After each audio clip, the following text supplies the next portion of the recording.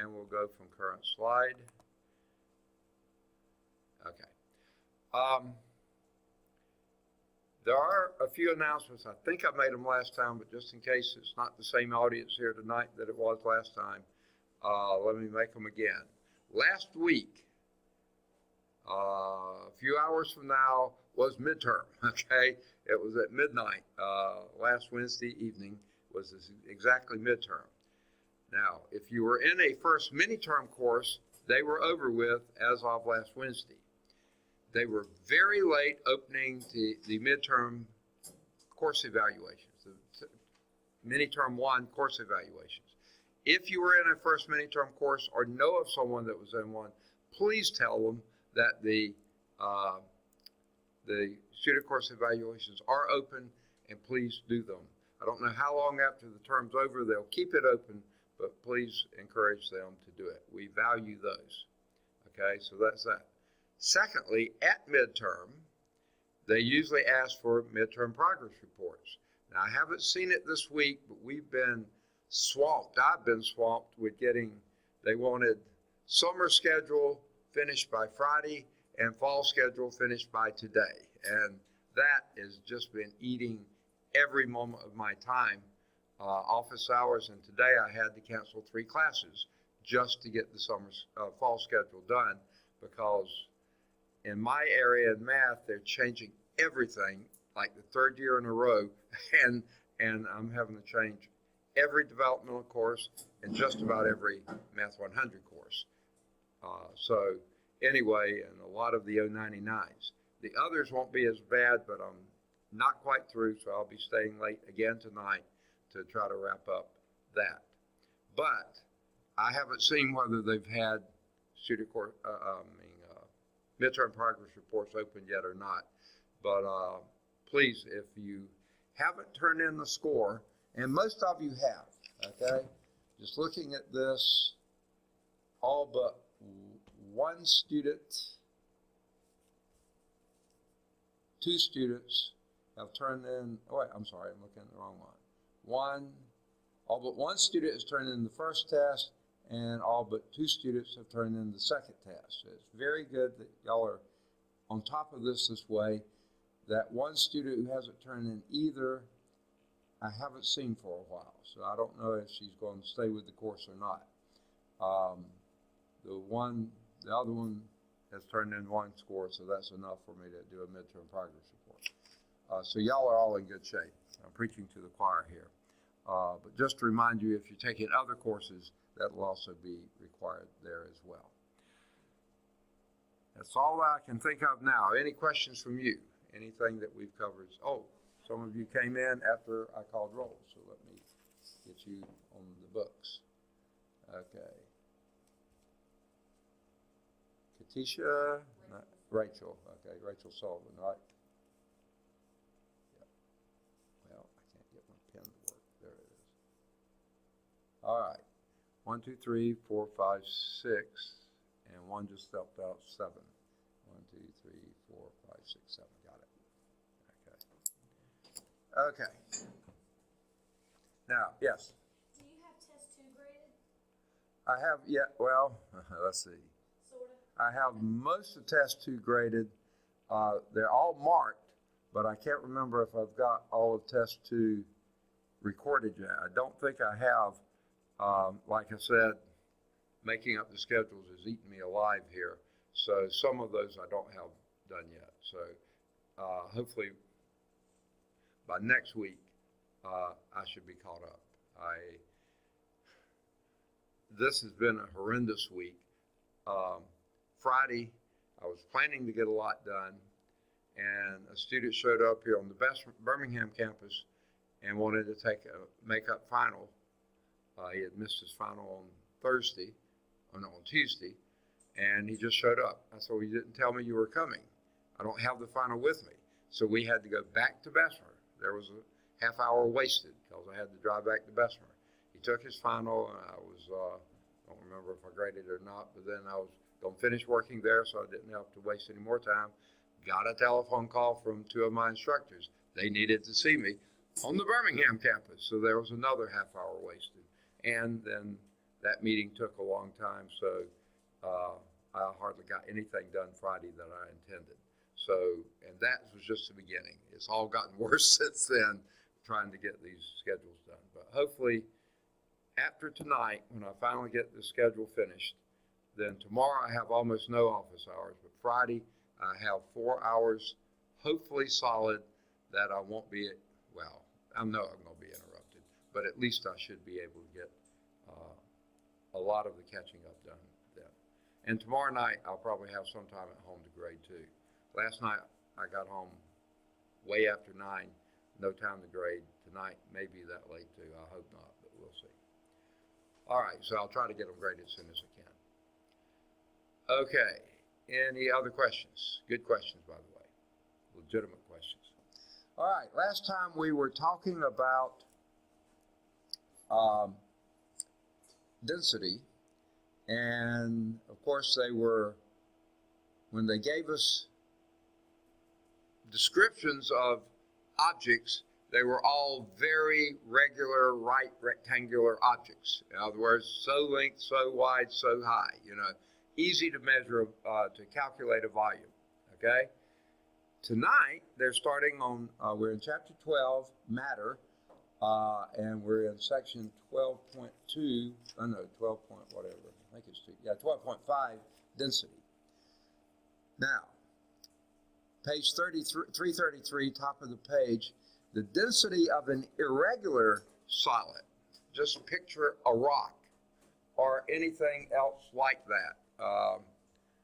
Most things in this room are fairly regular, and I probably wouldn't want to do anything with their stuff anyway, but just picture a rock. Irregular solid, how do you find the density of it? The volume of it. You can find the mass, that's no problem. How do you find the volume?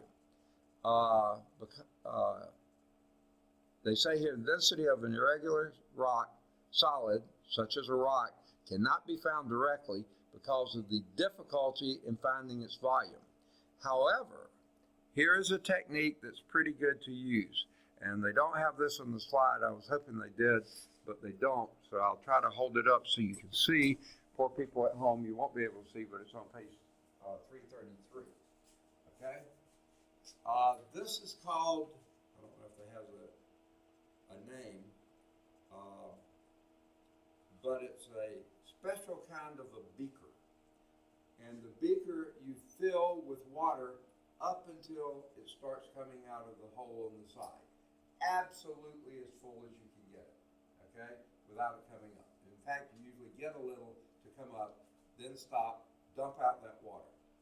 Then what you do is take the rock, any irregular solid that you can put into water, and submerge it in the water, and it will displace exactly its volume of water.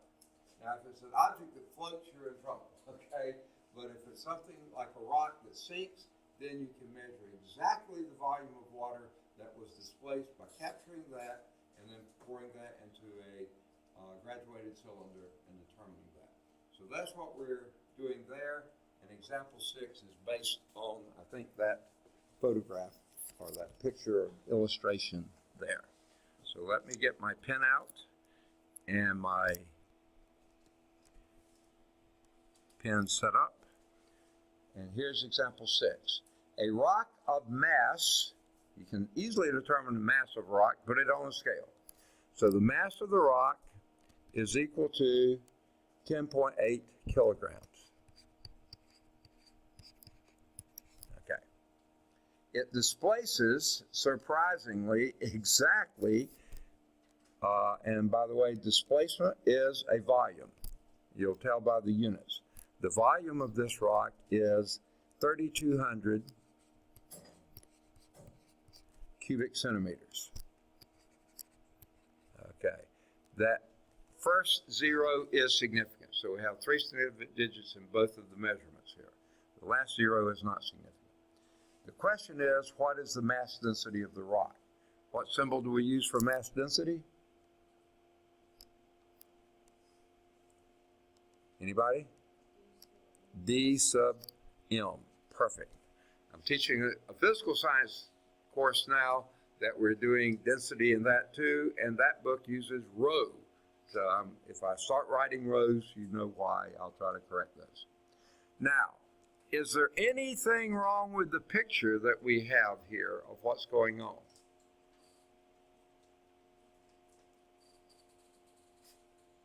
Well, your mass is measured in kilograms, which is a good SI unit for mass.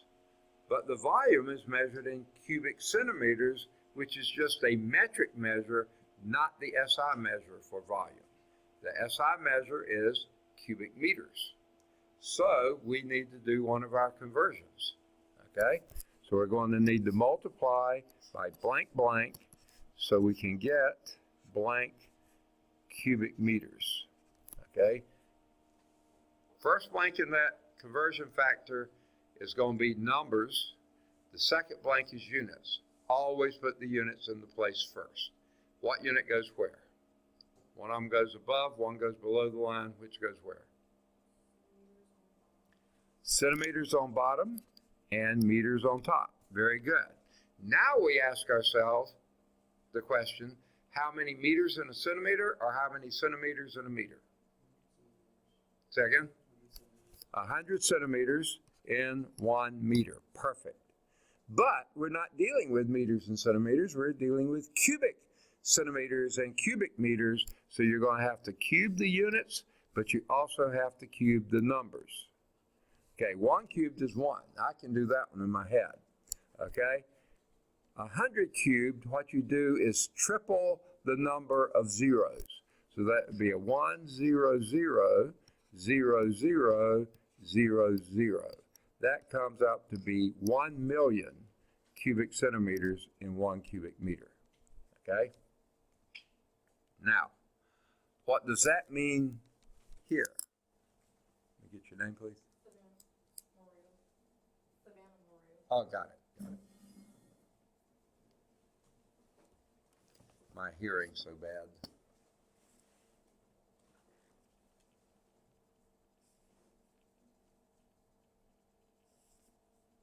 All right.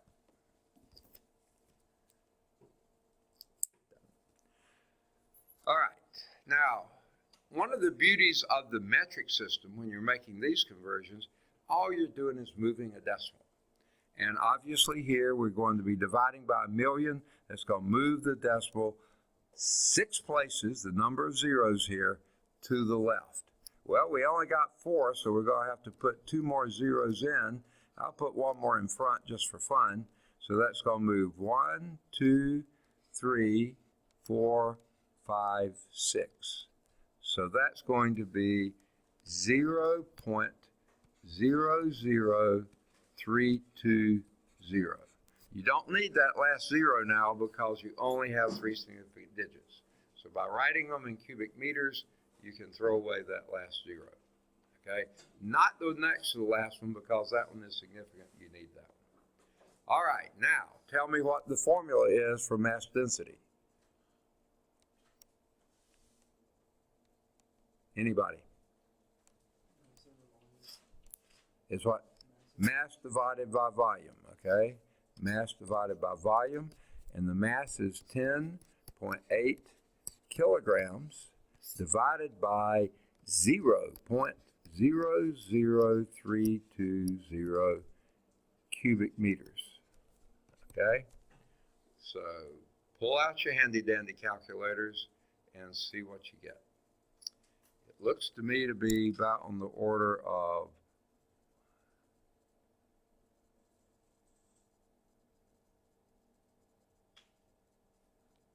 3,000 and some? 3,335. 75. Okay. 75. That would be kilograms per cubic meter. However, that's 4 significant digits. We don't have but 3. So what do? Count off to 3. 1, 2, 3. Look to the right. 5 is 5 or more. So we'll bump the 7 up to an 8. So it'll be 3, 3, 8, 0. You need a 0 to hold that place. and that's kilograms per cubic meter. Now I'm kind of wishing I had left my table in, but I took it off. But if you flip back one page, let's just see if there's anything close to a mass density of 3380. I don't see anything. So this rock is not a solid piece of anything that's familiar. Just to get an idea, it's in between the mass of aluminum and the next closest thing above that, wow, way on up there, iron. And that's not really too surprising because most rocks, a lot of rocks could easily have a fair amount of iron in them, and they certainly are going to have a fair amount of aluminum in them. So not surprising. More heavily toward the aluminum side of things. Actually, there's also silicon in them, and that's down in the same neighborhood, actually a little less than aluminum. So that's what pulls the density down. Let's see how the book did. Oh my, wait a minute, I'm on the wrong page. 3380 grams per cubic meter, good for them. Okay? Now, let's go about the problem another way. Or another problem another way. All right to erase this one? Okay. This time in example 7, they say a rock displaces 3 gallons of water. So that's kind of a measure of the volume. 3.00 gallons of water. Boy, rocks that have exactly 3 gallons of water to 2 decimal places. That's amazing. But it also gives us the weight density, which is D sub W. Oh, and weight density, by the way, of 156 pounds per cubic foot. Okay. Now, what is the weight? So what we're looking for is weight, and if you remember what the symbol for weight is F sub W, force due to weight. Okay? Now, doesn't matter to me whether you fiddle around with the formula first or you fiddle around with the units first. Obviously, we got to fiddle with units some, right? You got the gallons in the numerator, in the first one, volume, and yet your density is measured in pounds per cubic feet. So you're going to have to deal with a conversion of gallons to cubic feet. So I'm going to put my 2 blanks there, blank, blank, equal blank cubic feet. Now, we might need to put a few more in there, but let's see what we've got. Now, if you weren't here last time, I introduced you to the tables at the back of the book. And let me put something here. Yes? Did I give what? The test 3? Yeah, I passed out test 3 last time. Okay. Actually, I'm not quite at the point of we're doing that yet because people asked for it, but we haven't quite finished the chapter, so I did want to point out to you, they had a serious misprint here. They put 50, 0, 0. That makes no sense to me. So I didn't know if they meant 50,000 or 5,000 if they got the comma in the wrong place. Well, I did the problem and found out they do need a 0 in both 50 and 60,000. So, what's that? Yeah, or you can have another week because technically I'm not passing it out until the end of class today or whenever we finish the chapter today, which won't be too much longer. And let me get your name, please. Huh? Okay, my hearing is so terrible. I thought that's what you said. Okay. What did I just do? Okay, maybe nothing. Tamika Hamilton, there you are. Okay. All right. Okay, so I was just saying, to work this problem, we need to go to our tables near the back of the book. They begin on page 686, and the first one is just U.S. weights and measure. We don't need that here, I don't think. Not directly anyway. They have conversion table for length without dealing with length. Conversion table for area, not dealing with area. But table 4 on page 687 is a conversion table for volume. That's what we're dealing with. So we need to see, first you tell me what unit goes where. I've gotten all tied up here. Ooh, I'm worse. There we go. What units go where? A little louder. Anybody? This is my conversion factor. The first blank's for numbers, the second blank's for units. Always put the units in the place first. What unit goes where? Gallons on the bottom and cubic feet on top. That way we can cancel out the gallons. Exactly what we want.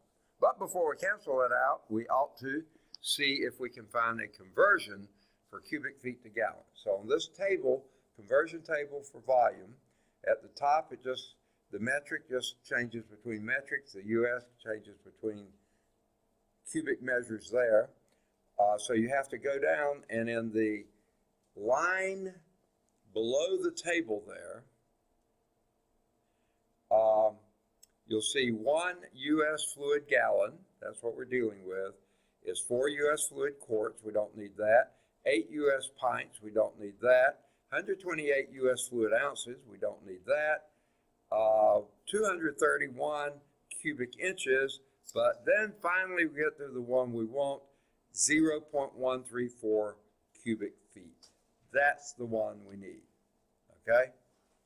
Now, if you were here last time, you noticed we got off by a couple of digits on a couple of those. We could, of course, go down one more line, and you'll see that 1 cubic feet is 7.47 gallons. You want to use that one today, and maybe that will come out a bit more precise than the other. Doesn't matter which one. You want to use that one? Let's see if we come out better. 1 cubic foot, okay, is equal to 7.47 gallons.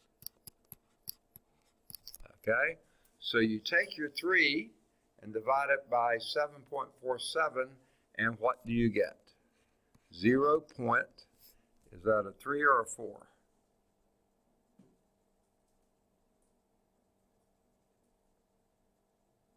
Anybody?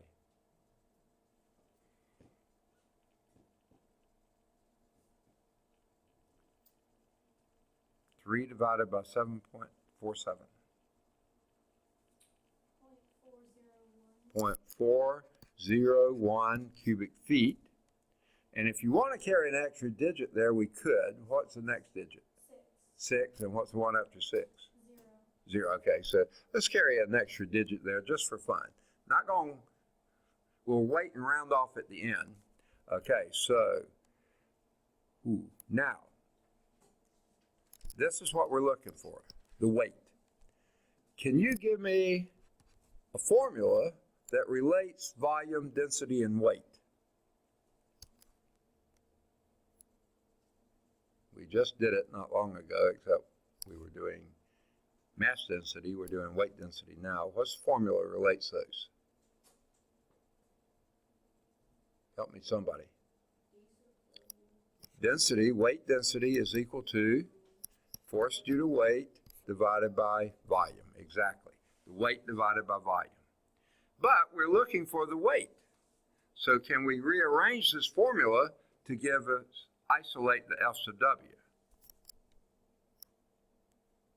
Of course, the answer is sure we can. How? Multiply both sides by V. Okay?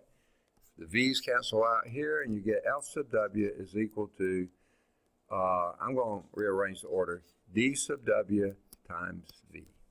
Okay? And that will be weight density, 156 pounds per cubic foot, times the volume, 0.4016 cubic feet. And let's see what we get there. 0.4 times 156 is going to be something in the neighborhood of 60 something. I'm just guessing. 0.4 times 156. 0.4016 times 156.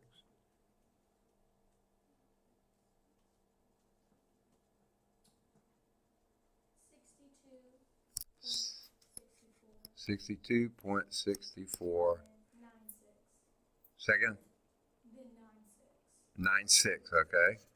All right. Now, notice your cubic feet cancel out. That's a good thing.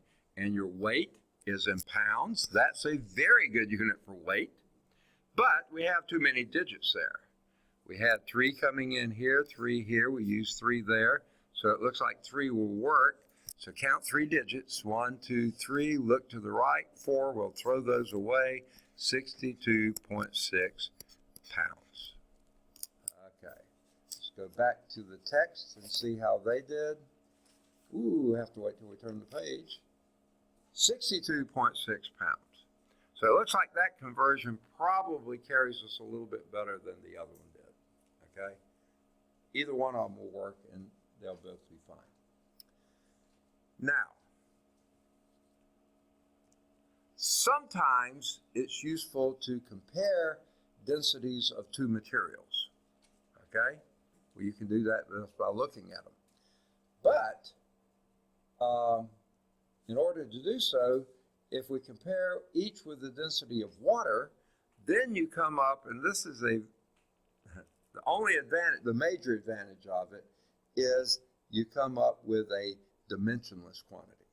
When you compare the density of a material to that of water, because the densities have the same units, as long as you're in the same units, those cancel out.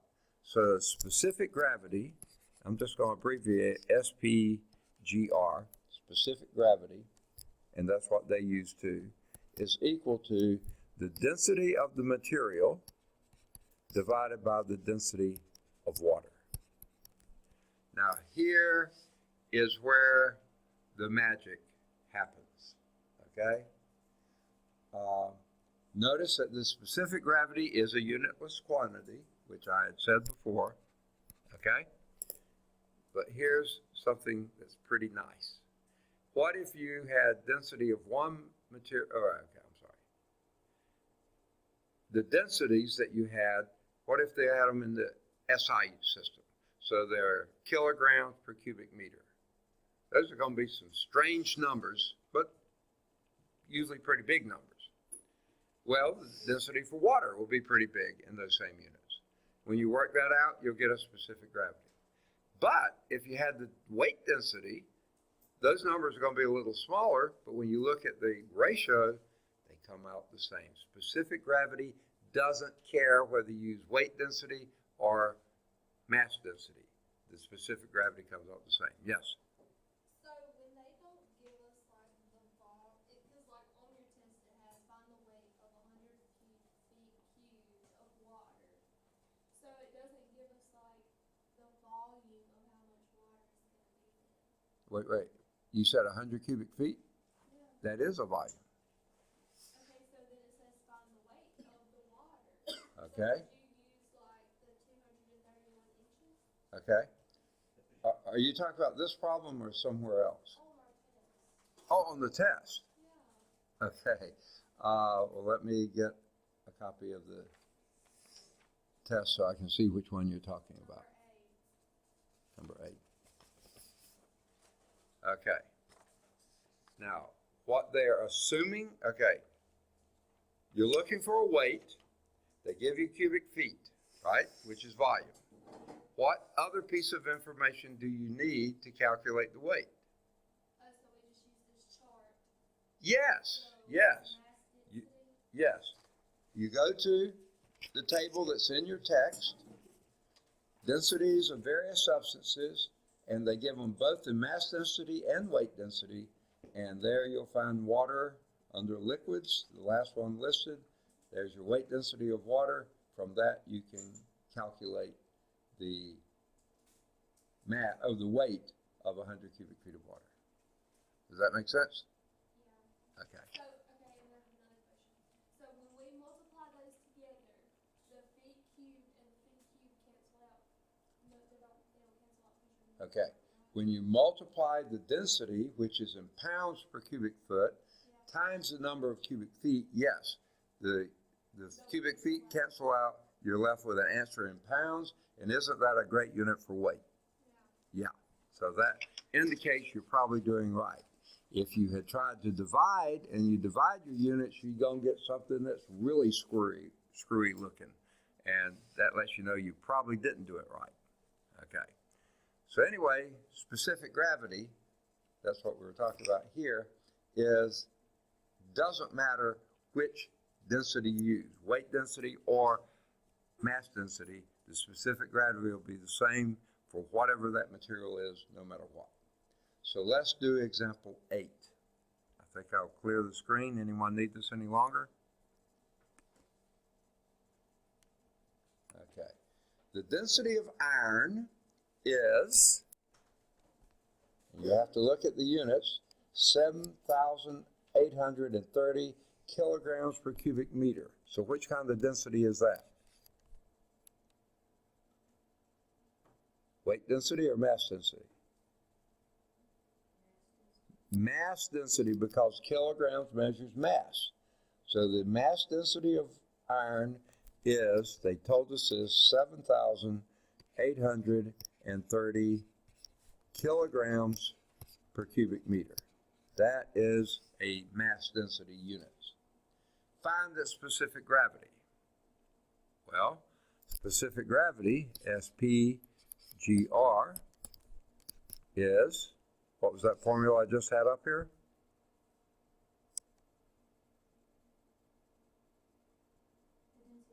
Density of the iron, I'm going to put a Fe divided by the density of H2O. It's a lot easier to write. Oops, that's supposed to be an O, not a 0. Okay, they gave you the density of iron, 7,830 kilograms per cubic meter. Divide that by the density of water. Go back to your table, 2 pages prior to a couple of sheets prior. And what was the mass density of water? You have to use the same units. What's the mass density of water?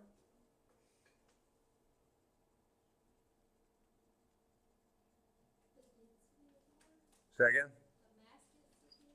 Yes. 1,000. 1,000, and they put a bar over that middle 0, meaning you got 3 significant digits. In the 7,830, you have 3 significant digits, and this is also kilograms per cubic meter. If you use your units, you will see whether you're screwing up by putting the wrong kind. These are exactly the same. You can cancel them out.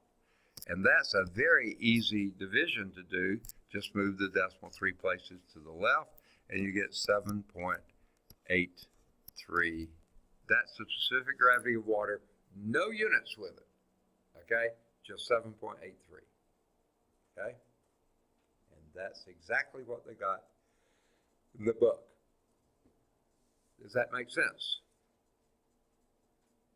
Yay or nay? All right. What that means, iron is 7.83 times as dense as water, thus it's going to sink, okay? In other words, close to 8 times as dense as water, okay? Now, example 9. The density of oil, so here's the density, we don't know which kind it is until we read a little further, is equal to 54.2 pounds per cubic foot. So what kind of density are we talking about there? This is the weight density of oil, okay? I don't know why I wrote it too high. Find this specific gravity. SPGR is equal to, what's the formula?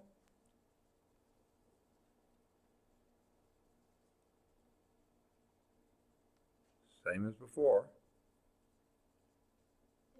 Density of oil over the density of water. Okay? Now, this time though, since you're using weight density of oil, you'll use the weight density of water. And we're told the density of oil, weight density of oil, is 54.2 pounds per cubic foot. Divide that by the weight density of water, which is, anybody? 60. Say that again. 62.4. I thought you said 63.4. I went, whoa. Okay. 62.4. And that's also in pounds per cubic feet. If you use your units, you will almost guarantee that you use the right numbers. Pull out your calculator. That's going to be something pretty close to 0.9, but I don't know for sure.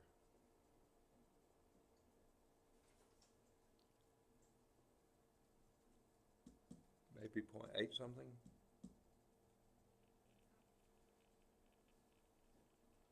What you get?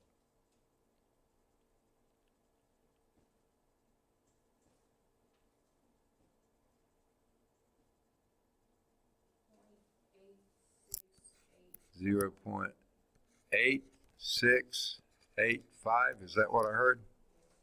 Okay. No units with it because your units canceled out. But we only have 3 digits here, 3 digits there. So count 3 digits. That 0 is not significant. Don't count that one. 1, 2, 3. Look to the right. That's 5 or more. So bump that up by 1. That's 0.869. No units associated with it because it's a specific gravity. And that's exactly what they got in the book. What does that mean? That means the density, where you can look at it and see oil is less dense than water, therefore it's going to float. And if you've ever seen an oil film on top of water, you know what that is. You know, sometimes if got a little bit of oil or gas there, you'll see a color sort of like rainbow type looking film on top. That's the oil floating on the water. Okay. Now, they do make mention of a device here, and this is a device named a hydrometer.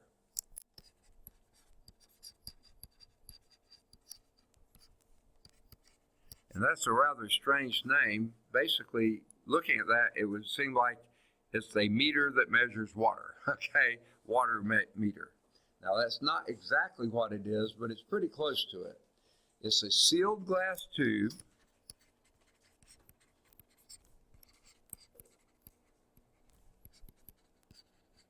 Okay. Weighted at one end.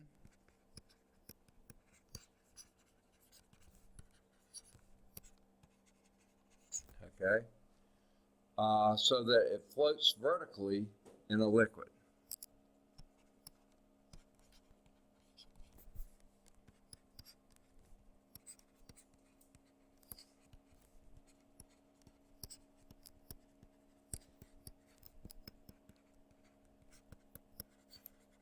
That's what the weight does for it. It holds it down.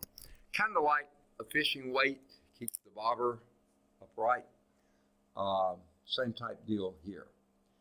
Hydrometers, the reason they brought it up here, they are typically used to measure the specific gravity of whatever your liquid is. Okay? I don't know if you've ever taken a car battery to a shop. You know, your car is not starting well or something like this, and they may take a device and put it in the battery fluid, and they're measuring specific gravity. If it's too low, they'll say, yeah, you either need to add a little acid, but that's probably going to eat up your battery. Sometimes they do it, and maybe more often, to the radiators. That's to see if you've got enough antifreeze in there. So those devices they can sometimes put in, that will let them know whether you've got enough antifreeze in your radiator or whatever kind of liquid you're trying to measure.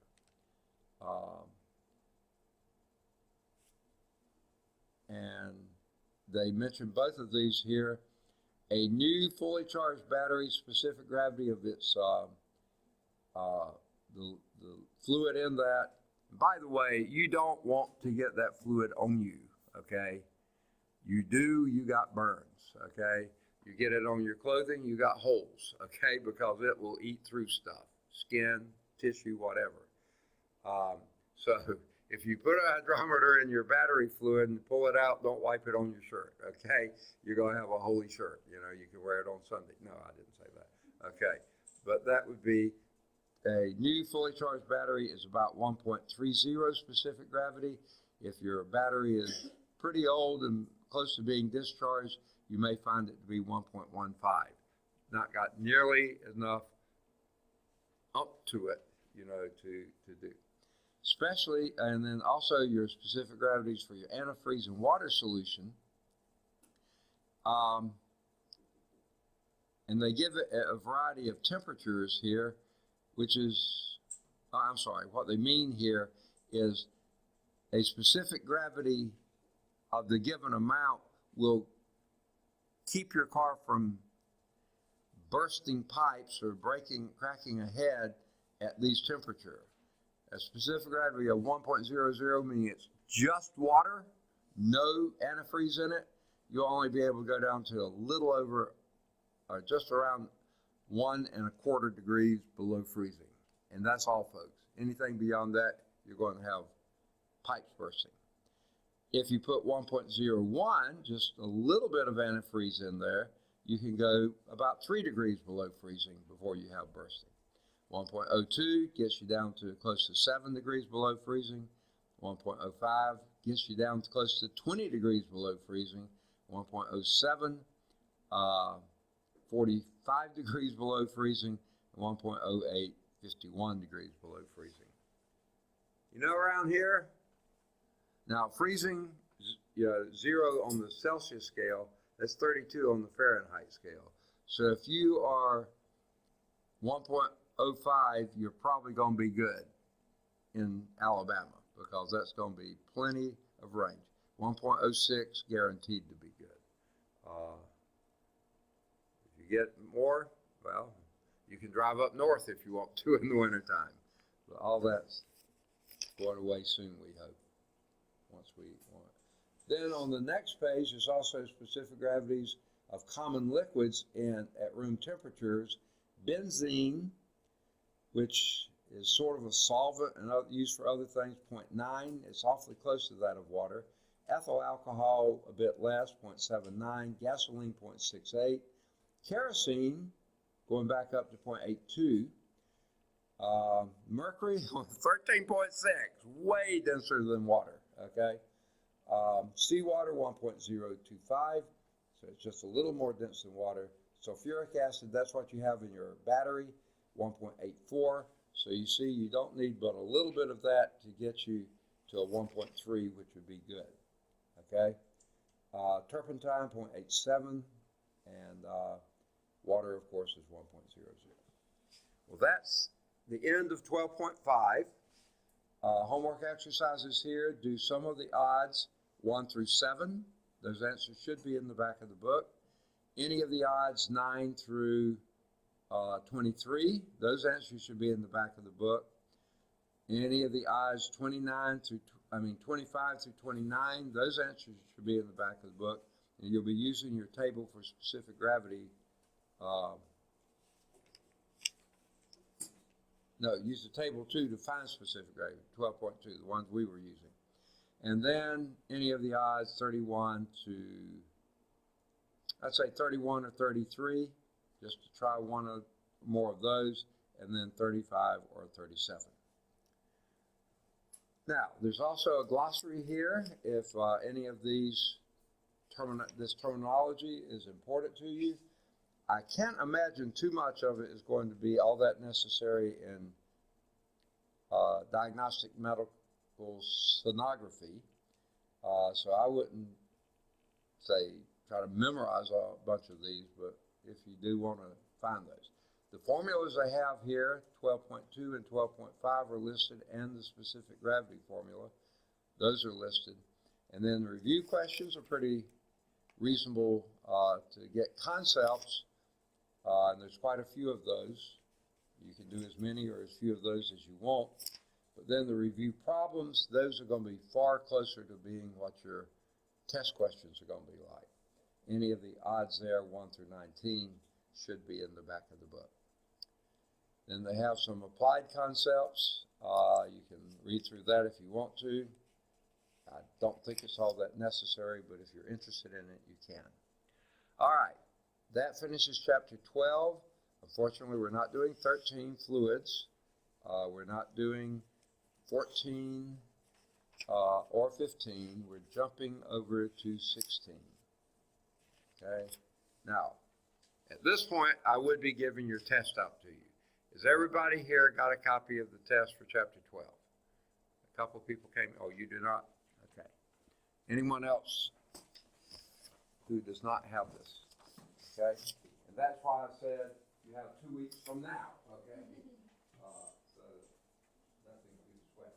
There was an error in the thing. When I looked at this, I said, what in the world is 50, comma 00? That makes no sense. So I had to work the problem out a couple or 3 different ways. I found out it's supposed to be 50,000. Okay? So that's a 0 there and 60,000 there. Okay. There. Thank you. Okay. Sorry about this. This is an incredibly poor test bank. Their proofing is awful. Okay. So now we're ready. Let me get out of this. I'll just 16. Are you recording? Yes, I am. See that circle over there with the 2 white bars? Yeah, that's it. Thank you for checking, though. One night I didn't remember. All right. So I've already pulled up chapter 16, so let's go to that now. We may not have much to do on it, but I'll pull up my pen and get it done too. Chapter 16 is wave motion and sound. Hey, y'all are going into sonography, which is using sound waves to measure whatever you're going to be measuring. Now, did I understand y'all are more going into the cardiovascular side of it rather than the obstetric side? Yeah. Okay. So you'll sound to sound, so we'll do this. Now, this probably won't be as specific as what you need in your field, but this will give you the background for it. Now, notice they start with wave motion.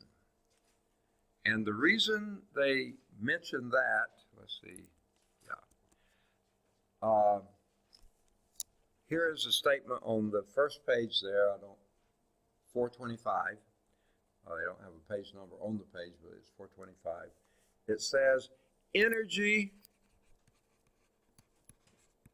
may be transferred by wave motion.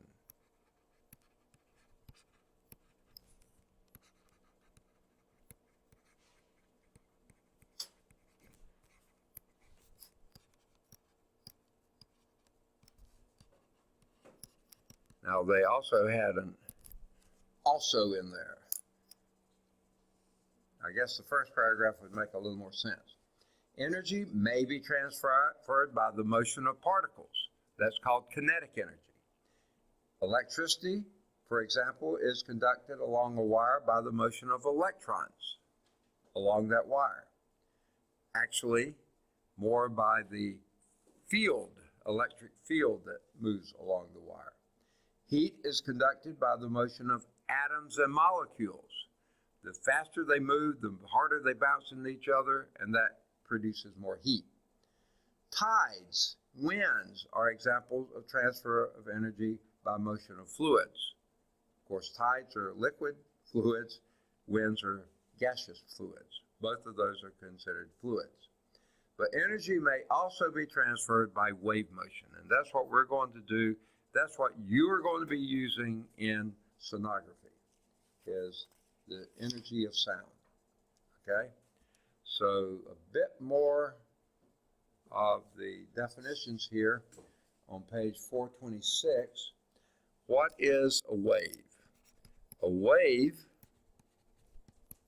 is a disturbance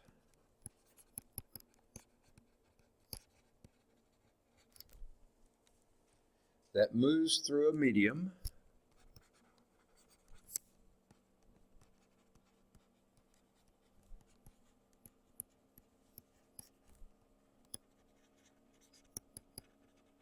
okay,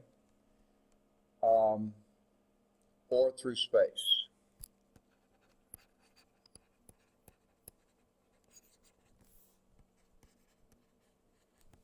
Now, that's a sort of a strange kind of definition here.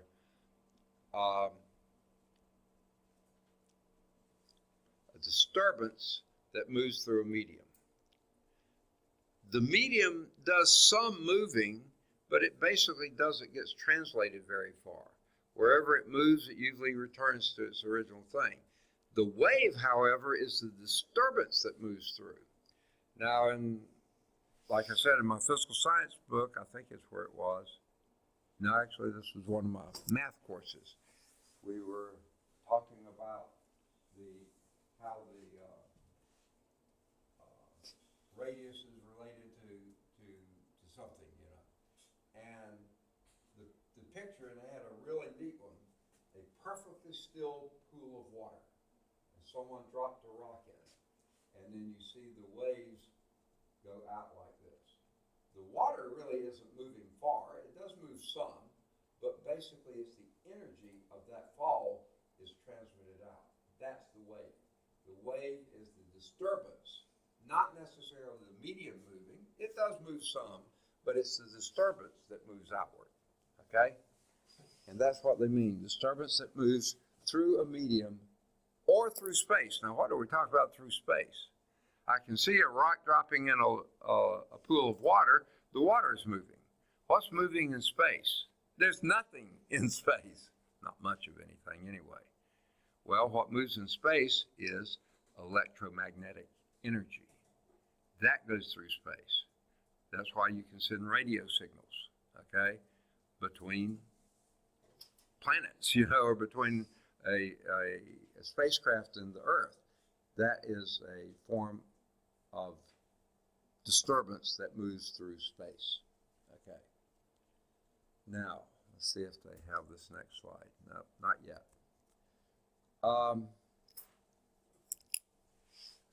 Now, this is, physics books love this kind of an example, but it's not very practical at all. When's the last time you saw a series of springs set up like this, okay? Except in a physics book, I've never seen them, okay? But if you can imagine what's going on here, if you have object A here, there may be something out here, maybe it's attached to a wall here, I don't know, B, C, D, and between each of these is a spring. Now what you can do is ping on one of these balls and then watch that energy transfer up and down between the balls, okay? It's sort of a fun thing to watch, but it really, you say, all right, that's interesting, but what's the point? Well, the point being, there is the disturbance is what's moved. The balls stay pretty much the same place. The springs stay pretty much in the same place, but the disturbance moves up and down the setup that you have there.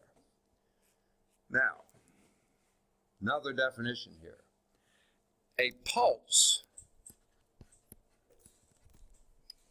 is a non-repeated disturbance that carries energy through the medium or through space. A non-repeated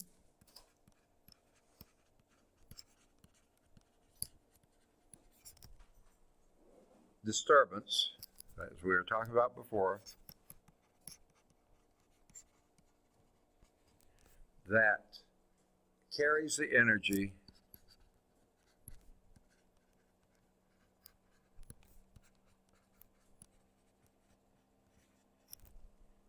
through either the medium or space.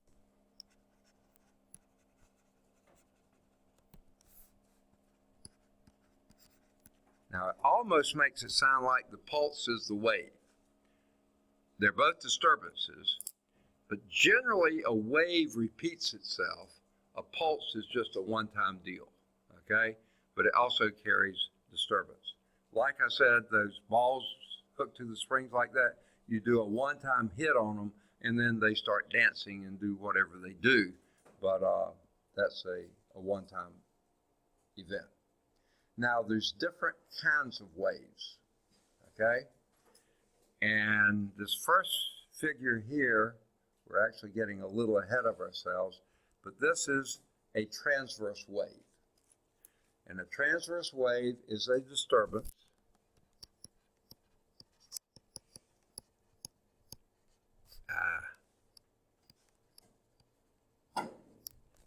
my writing is terrible. In a medium, okay, in which the motion of the particles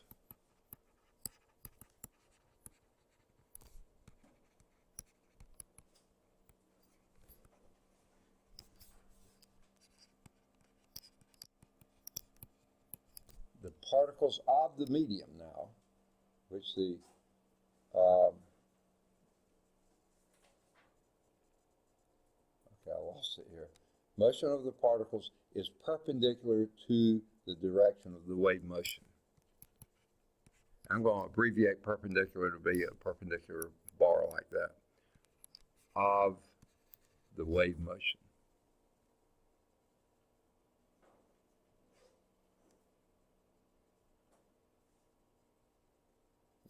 To the direct, perpendicular to the direction of the wave motion.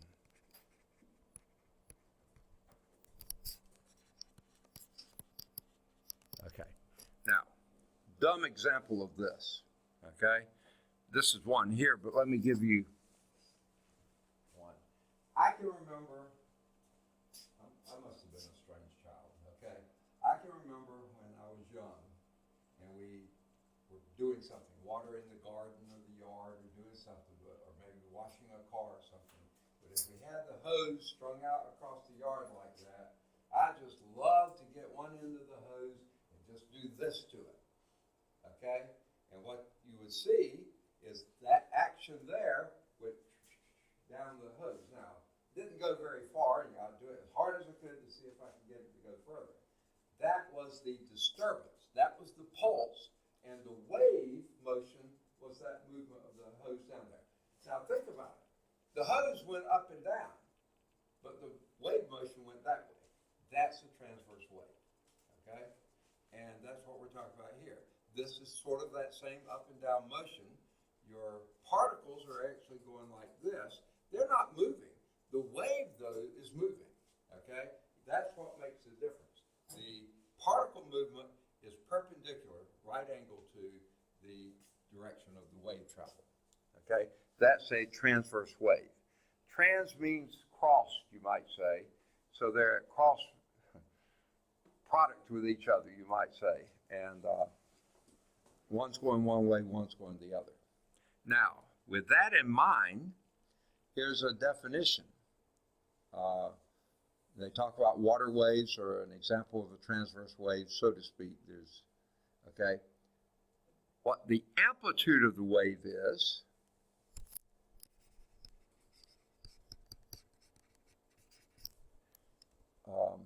of a wave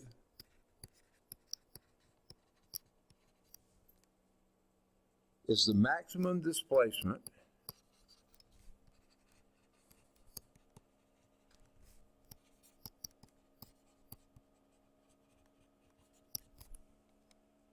of any part of the wave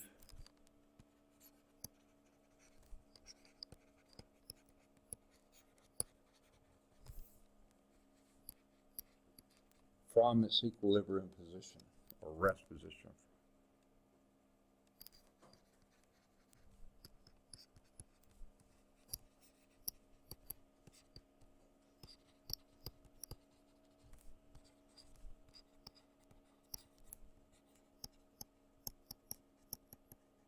Okay.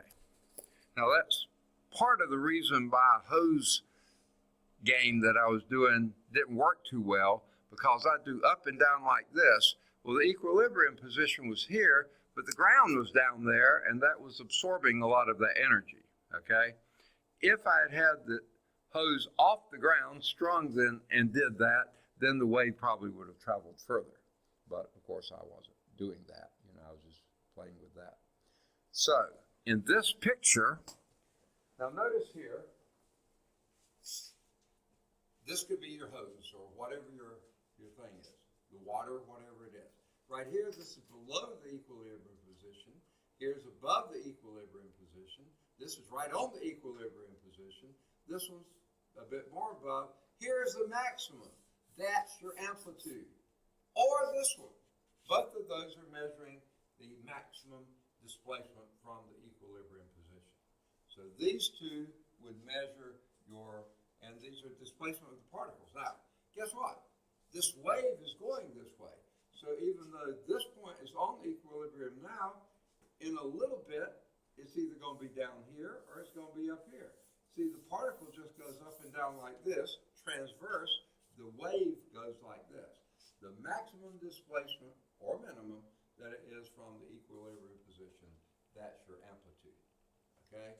Either this or that, the absolute value of those displacements, okay?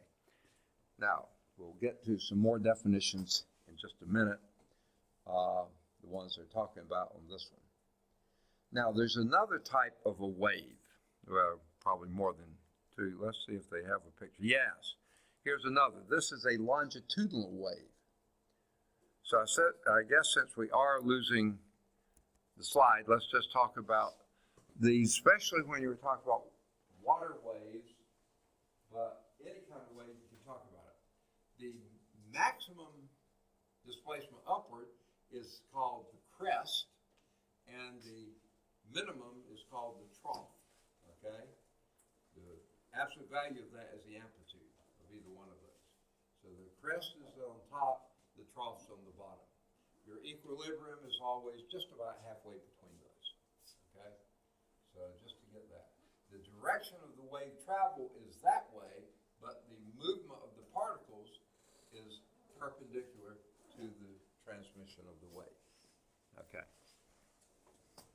So we'll leave this slide and go on to the next kind, which is longitudinal wave. This happens to be a spring, but it doesn't have to be a spring. We'll use this one. A longitudinal wave is a disturbance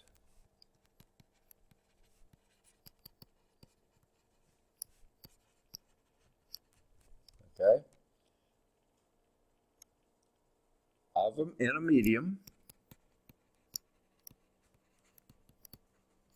okay, in which the motion of the particles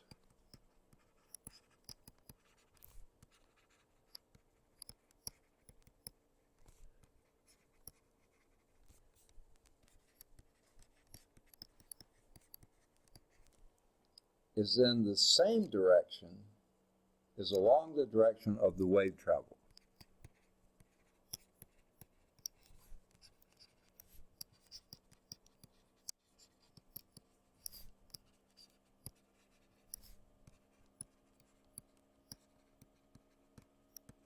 Now, I don't know if you've ever played with a spring like this or not, okay? Now, here the hand has stretched the spring. Okay, a little bit anyway, not out of its elastic limit, but just stretch this some. And very seldom you see a spring that's going to be perfectly level like that. It's always going to sag a little bit. Let's just imagine you have an ideal situation. And then you take your hand and you pump it toward the wall there. You compress the spring, okay? And then maybe you pull back. Well, you compress this part in just a few minutes. That compression is down here. Your rarefaction, or your pulling back, is here then. In a little bit longer, the compression's here, the rarefaction's back here. So it follows down here. And actually, sometimes it will bounce off the wall and travel back here that way as well. That's a longitudinal wave because guess what? your motion is in the same direction of the wave travel. Okay? Now, this is a lot harder to talk about amplitude and that kind of thing. You don't really see troughs and crests and things like that. So we don't use the same terminology for longitudinal waves. But guess what? Are you experiencing any waves right now? You're not listening to me, huh? Sound is a longitudinal wave. If you hold your hand in front of your face when you're talking, you'll feel a little burst of air hitting your hand. That's exactly what sound is. You compress air, and then you rarefact. Compress, rarefaction, compress, rarefaction. That is actually traveling through the air, and your eardrum is picking up. Boy, your eardrums are just amazing instruments. They can pick up tiny little displacements and translate them into sound. So you understand what I'm talking about, what I'm saying. It's pretty remarkable. And of course, what you'll be studying in sonography, you'll be using equipment to measure those, and you'll be looking at different densities of material are going to affect that. So you're going to be studying how the sound waves are generated, no, not generated, transmitted through whatever medium you're going for, and you'll be able to interpret what those represent. Okay, so that's a longitudinal wave. Now, sort of want to go back to our last figure, but I think maybe, yes, this will do it.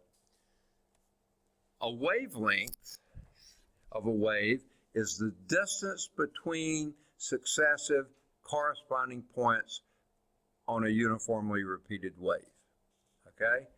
So here they're measuring crest to crest. That's one wavelength. Okay? This probably equilibrium point here to that equilibrium point is again a wavelength. But you might say, wait, there's another equilibrium point right there, but yay.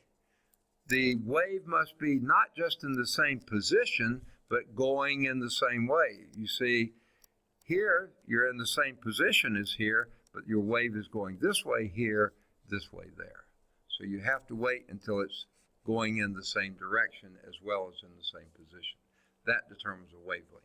That's why it's easier to go crest to crest or trough to trough, because that, you know exactly where that max is or the min is, or at least you have a lot better idea. See, that wavelength is the same as this wavelength, okay? Of a uniformly repeated wave, okay? So that's what we mean by wavelength. It is a length, okay? And I'm sure y'all will be doing waves with various lengths and other things called frequencies. So we'll get to that next, or not quite next, almost next. The period of a wave, and I don't think they've got a slide for that. Okay. The wavelength is the distance between successive points in a uniformly presented wave, whereas the period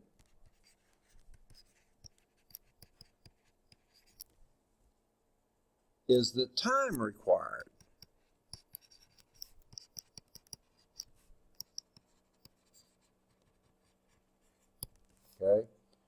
for a single wave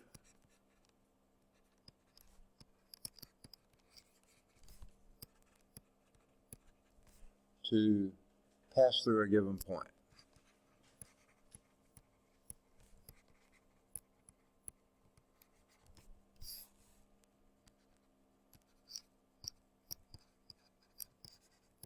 Okay, through a given point. Okay.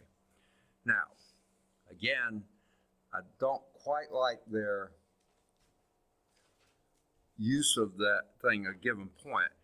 Through a given point in the same direction, I think is what it should say. So, whereas the wavelength is a length, and that's why they have the length there, whereas the period is a time. Wavelength measured in meters or millimeters or inches or miles or furlongs or whatever. whereas time is measured usually in seconds or fractions of seconds.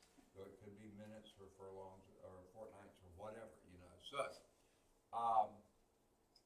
wavelength is a distance measurement between two consecutive points, whereas the period is the time it takes.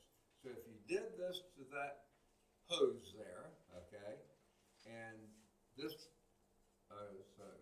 so the hose right here, when the wave gets here and picks up here, the time from the time it picks up here and then goes through all its motion till it picks up again, that would be the period. It's the time to go between two consecutive points.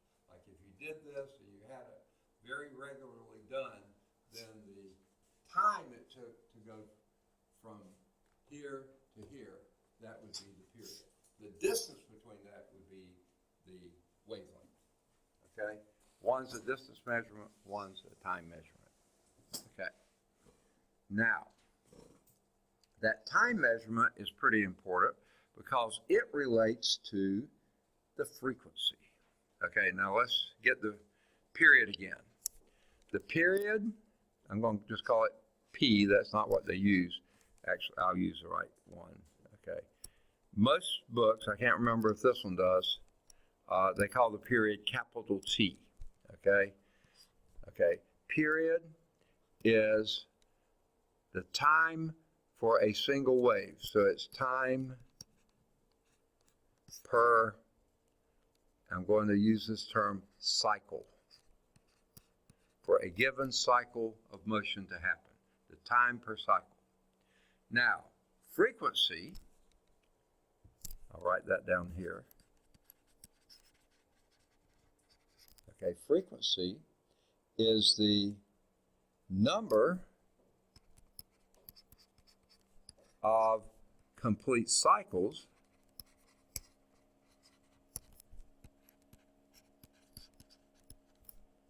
in a given time, passing through a given point per unit time.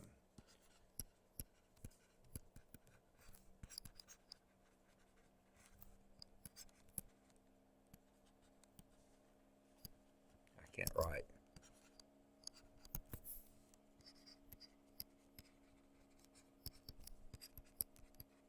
Now, hope you catch the connection here. Time, the period is the time it takes to go through one cycle, whereas the frequency is the number of cycles it does in a unit of time. So these are reciprocal relationships. Frequency, and we'll maybe use a better term for that in a bit later, is cycles per unit time. So they're exactly the inverse of each other. And sure enough, and when we get to the formulas, you'll see it, they are reciprocal relationships. Okay? Now, as I've said here, frequency is measured in cycles per second. Now, cycle isn't really a unit. It's just how many times it happens in a second. Okay? So quite often, this will just be per second, or 1 over second. That would be the unit for frequency. And because that's sort of an awkward thing to write, second to the minus 1 or 1 over second, or actually spelling out per second, the guy who did a lot of work with this was a guy named Heinrich Hertz, good German name, right? Physicist born in Germany. His main work was electromagnetic waves, not necessarily sound waves or others. He was the first to broadcast and receive radio waves. So the unit of frequency is the hertz. Capital HZ. Now the reason they use the second letter is they already were using capital H to measure henries, which was a unit of inductance, I think, is a henry. So capital H was already used, so you use HZ for hertz. And you've probably seen this many times. Your AM radio is so many kilohertz. Your FM radio is so many megahertz. TV is usually megahertz. You know, there's just, you'll see other metric prefixes with HZ all the time. Okay? So 1 hertz is 1 per second or 1 cycle per second. And then, of course, like I said, there's kilohertz, megahertz, that's capital MHZ, gigahertz, capital GHZ. Okay? Radar and microwaves are measured in gigahertz. That's why we don't do too much with those. Frequency of FM radio is in megahertz.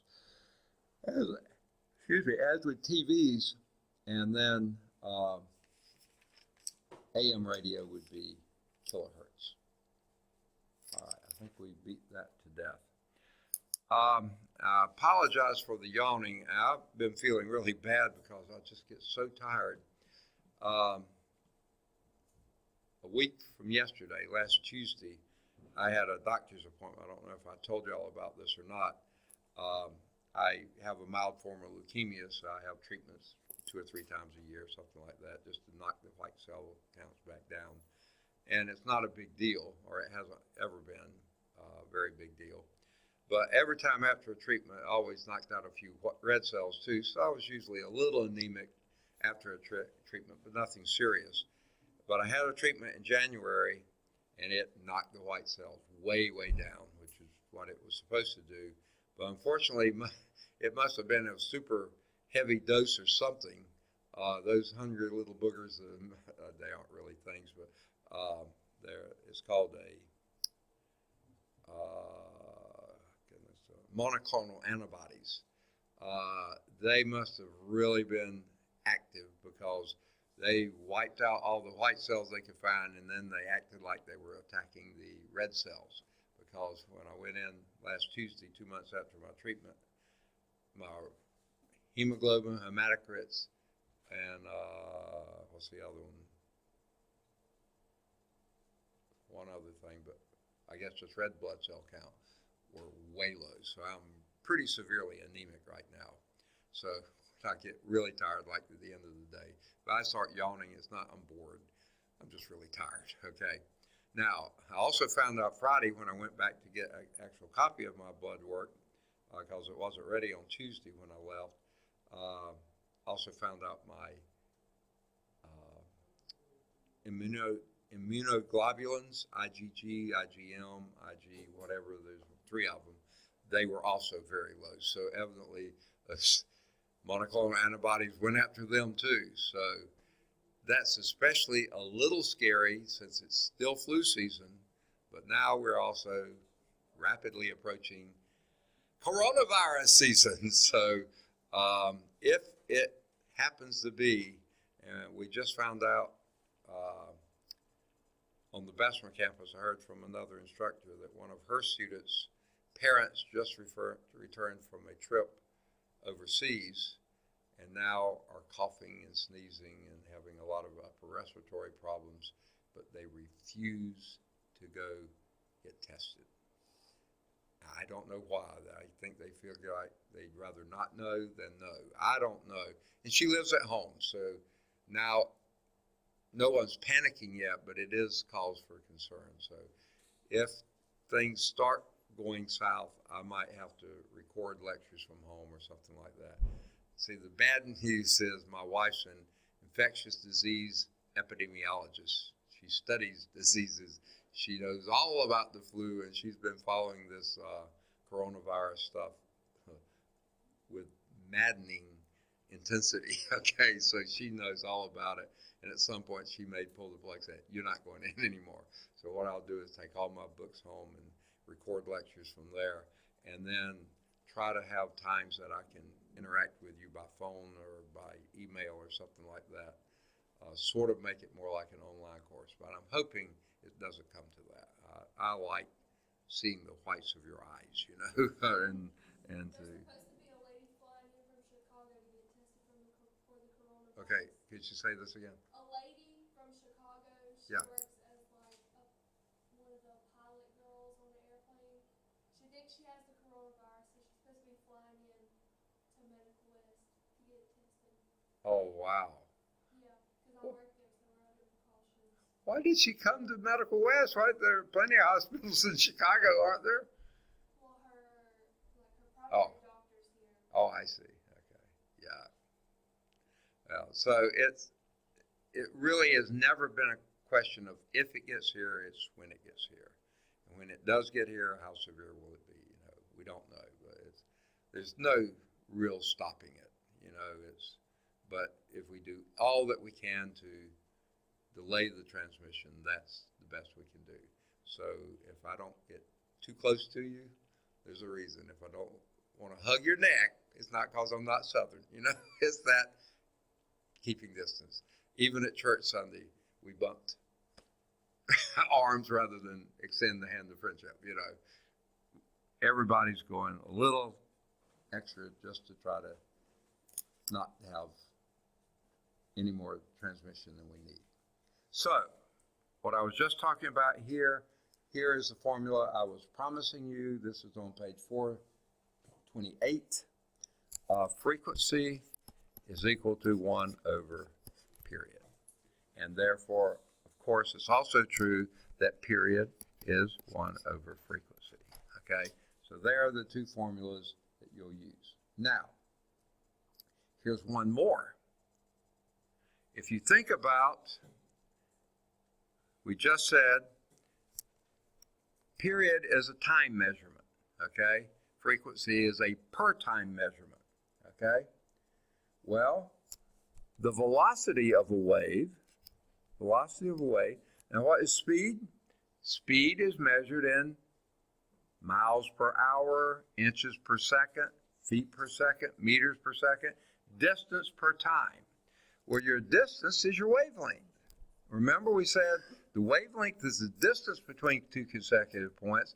The period is the time between those two consecutive points. So your wavelength would be, your velocity would be wavelength divided by period. Okay? So there's another formula for you. But because 1 over period is frequency, so you could say this is lambda times F. Wavelength times frequency. There's another form of velocity. Distance is wavelength, and frequency is per time, per second. So centimeters per second, millimeters per second, whatever it happens to be. All right? These relationships apply to sound, water, light, electromagnetic, any kind of waves. Okay?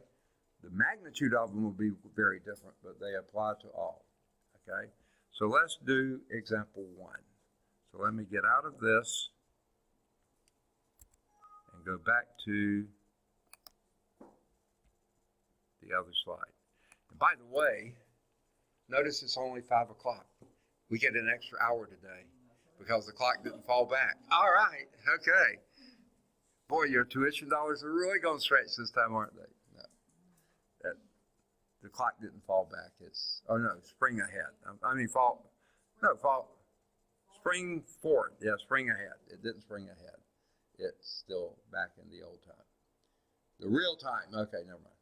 So let's do example 1. Okay, let me get my pen back. I hate to do that every time.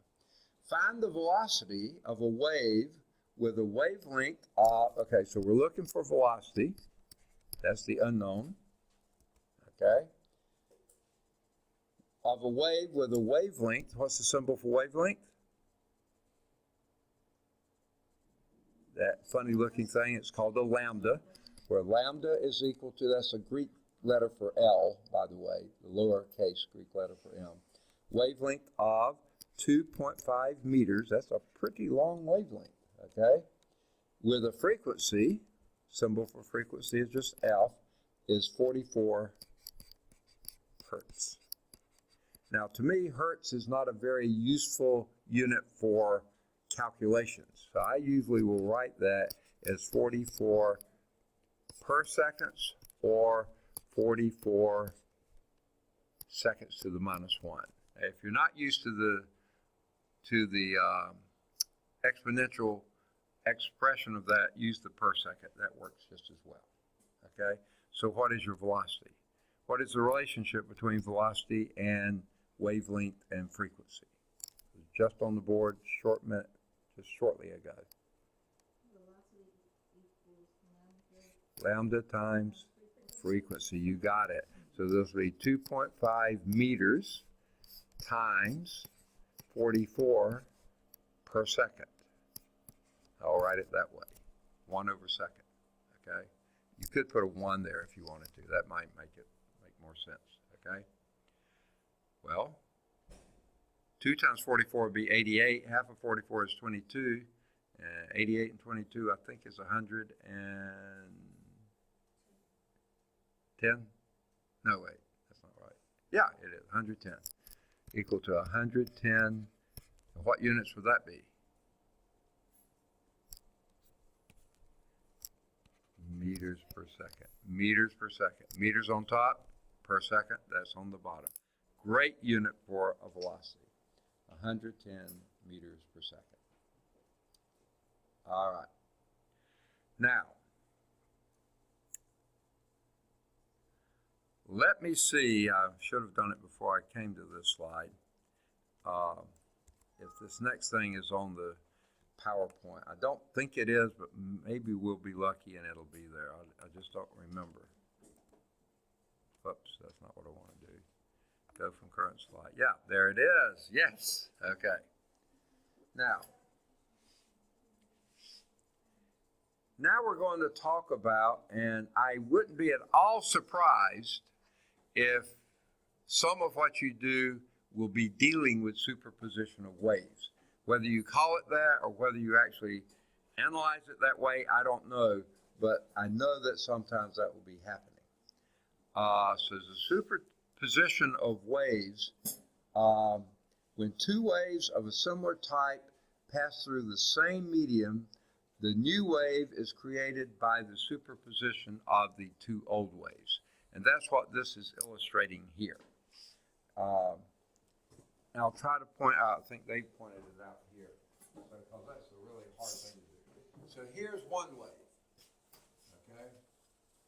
That has a wavelength like that. Now, the way they've drawn it, that looks like they have just about the same amplitudes, which can be important, but that's not what they're focusing on, I don't think yet. Well, I think they probably are, okay? But they have different wavelengths, so certainly they're going to have different periods and different frequencies. So these are different waves. But if you were adding these two waves together, since they're in the same medium, for the first part, they're both increasing, so the sum is going to increase faster than either one of these. But then this reaches its peak here, this one's still increasing, so this one starts decreasing, but this one's still increasing. So somewhere in between this peak and that peak, you're going to have the sum peak, because those are going to add. And sure enough, here's this one. They've drawn them both on the same scale here. You see, you add this to that, you get that, okay? Well, this one peaks early, and it's on its way down. This one is going to be peaking later. The sum here is just about, not exactly, but just about where they cross there, maybe a little on this side of it. But then they both are heading downhill, so this is going to go down pretty fast. But you notice here, this one starts going negative here, this one's still positive here, and when this positive is equal to that negative, then you have complete annihilation of the wave. Not permanent, but just temporarily it is. Now this one's continuing to go south, this one's still decreasing, so this sum is decreasing, but now this one's turned back up, this one's still going south, so this one's trough here is not nearly as low, as great as the crest was there, because these have different frequencies. But here they cross at the equilibrium position, so of course everything is zeroed out there. And then this one's increasing while this is decreasing, but this increases a little bit faster than that does, so you have another minimal hump here, okay? Not a maximum, but a relative maximum. Now they both go negative, so now your negative goes down as far as this positive was up, okay? And then they cross again here, so you have another annihilation, you might say. and then they start through the whole process again. Okay? And you notice that's a periodic wave. This is a periodic wave. This is also a periodic wave, but it's not as even as those two were. This one has a major hump, minor trough, minor crest, major trough, major crest, yeah. So this is a kind of a pulsed wave, but it's still a wave because it repeats itself after a certain period. But its period of repetition is from here to here, because nothing here is the same. And from here to there, or from here to here, that's that same period. That would be the same period. So you see, it does have a new frequency. It's very different from either of those frequencies. Okay. Now, where they are maximum in adding, that's called constructive interference. Where they completely wipe out each other or minimize, that's your destructive interference. So you have maximum constructive, less than minimum destructive, less than maximum constructive, a maximum destructive, you know, and you just go on like that. So that's the result of adding those two waves. Okay? That's called superposition of two waves. And you do have constructive and destructive interference. So let's get those definitions down. I don't know that you'll need them, but there's a good chance you might. Constructive interference occurs where the waves add together to form a larger displacement. Okay? Let me get my pen back. Okay. Occurs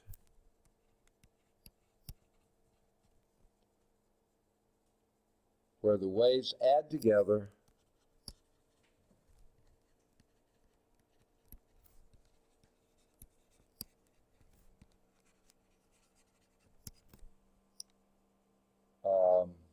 to form a larger displacement.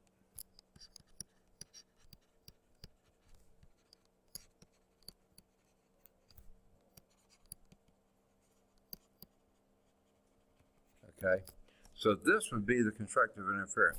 This one probably wouldn't be considered constructive interference because they're not larger than the previous. This one is larger than either of the two before it. Okay, but well now, okay, destructive interference occurs when the waves add together to form smaller displacement. Okay,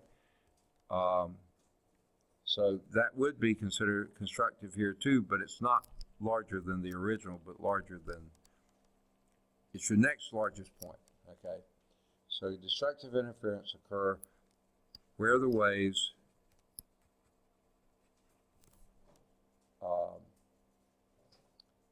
add together to form a smaller displacement.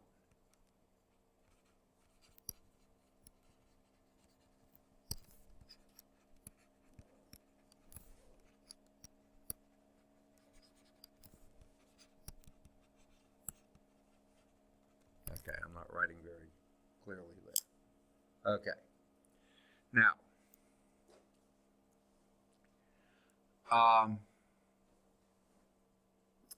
the next thing they're going to hit here, and I'm going to see if there's a slide for it. Not exactly. Okay. There is a special case when two waves combine so there is actually no propagation of energy. Each wave is producing a propagation of energy, but when you combine them, they sort of just sit on top of each other. Okay? And that's called a standing wave. Okay? They don't have a good illustration of it. Well, they do on the next page. Let's see if they have that slide. It's not there. Here it is. Okay. So I guess before we get to standing wave, this is how we sometimes have a reflected wave. And these are a couple of terms here. They weren't really highlighted in the text, but they were mentioned.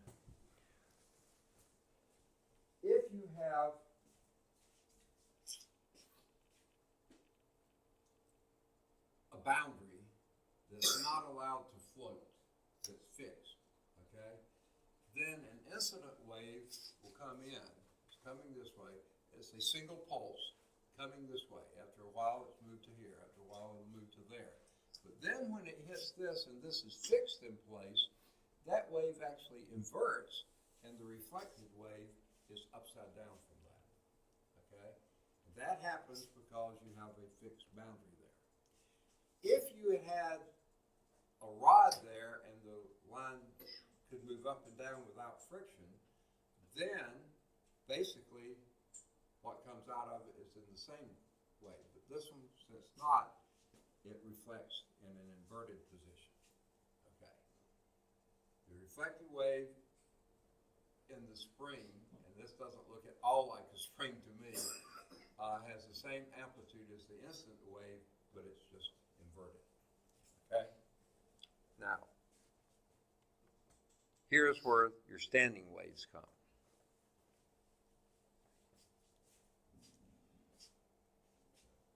It's not really clear, but it appears to be at the top is where your disturbance happens.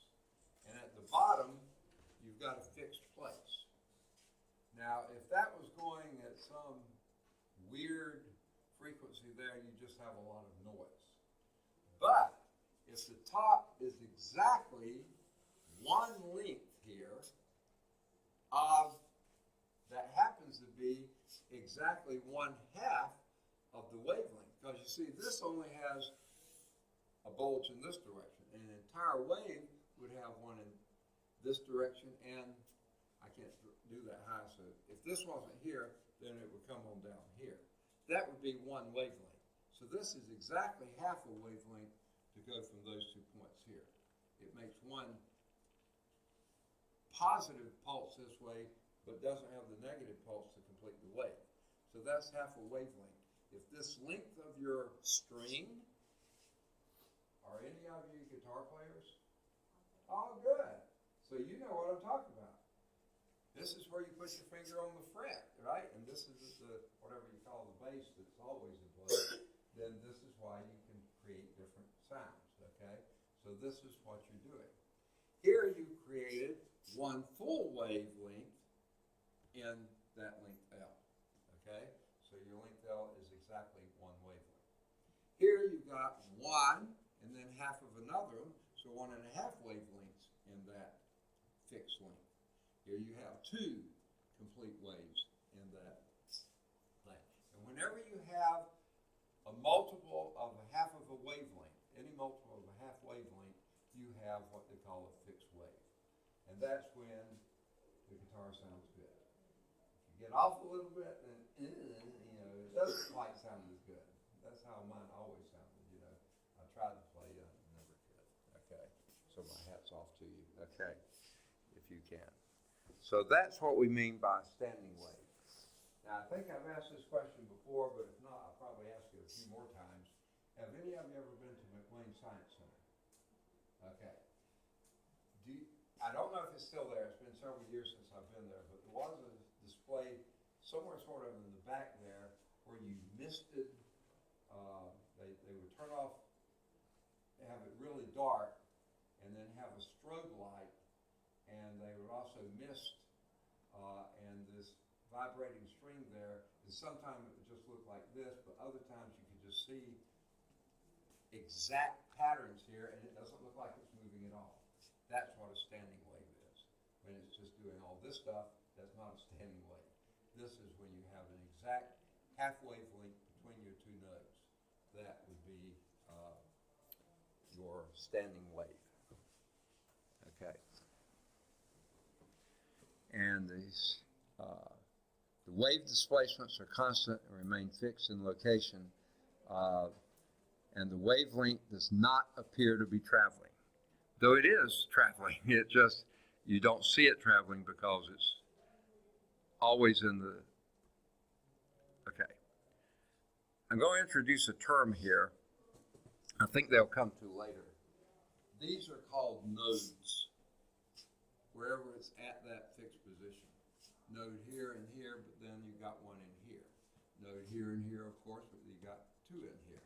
a node here and here, but you got 3 in there. So those are nodes where it always comes back to that same position. So in reality, the wave is just going back and forth here, but always fixed at the nodes, if you're at exactly that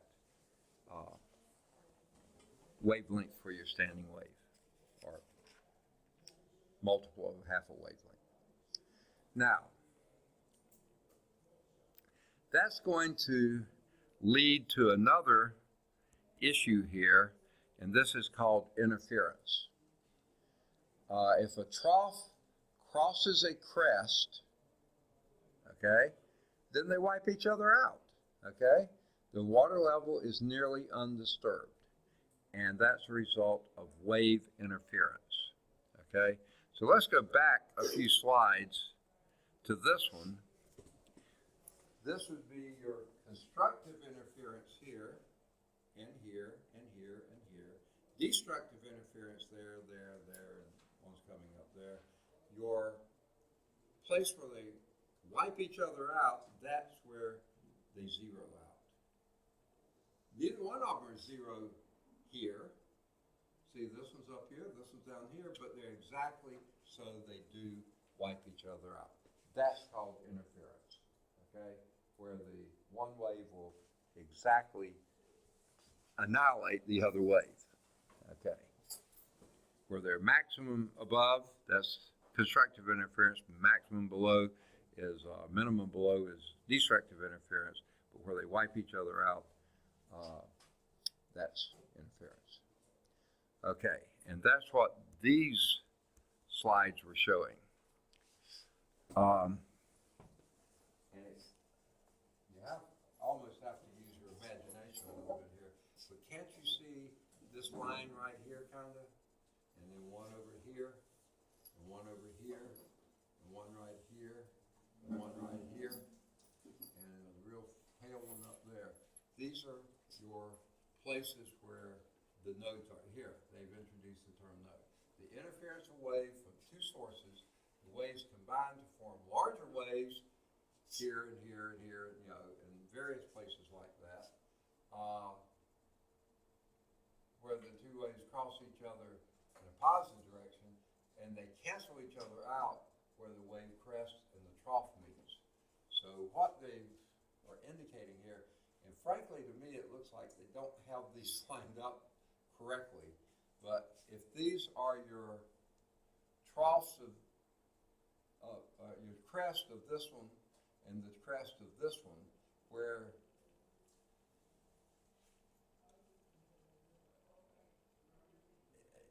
their figure is hard to do, okay? What they must be meaning, these are the, say, the crest of this one and the troughs of this one, because that's where they're putting the nodes, where they exactly wipe each other out.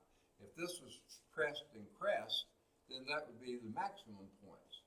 And actually, that's what it looks like here. This would be the maxima, that would be a maxima, that would be a maxima. The places where the interference is, those are where they wipe each other out, okay? But they don't really do a great job of explaining the figure here, but that's the only way I can read it to make it make sense. All right.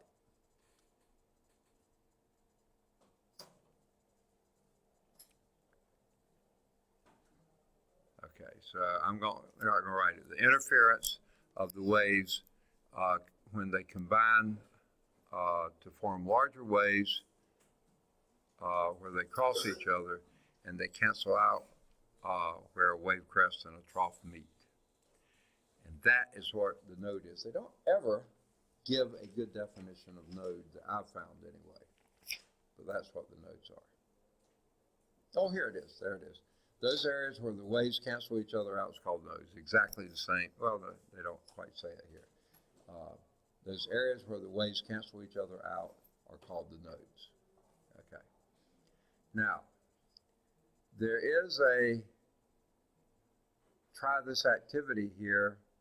Too bad we don't have a chance to do it.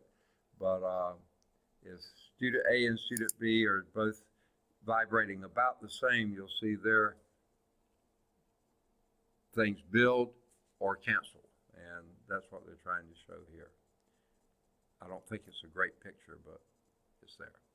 Now, another concept here that we run into is diffraction. And here is where they're going to do it. Diffraction is a property of a wave that describes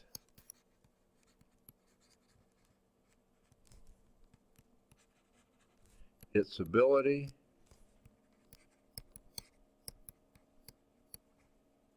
to bend around an object.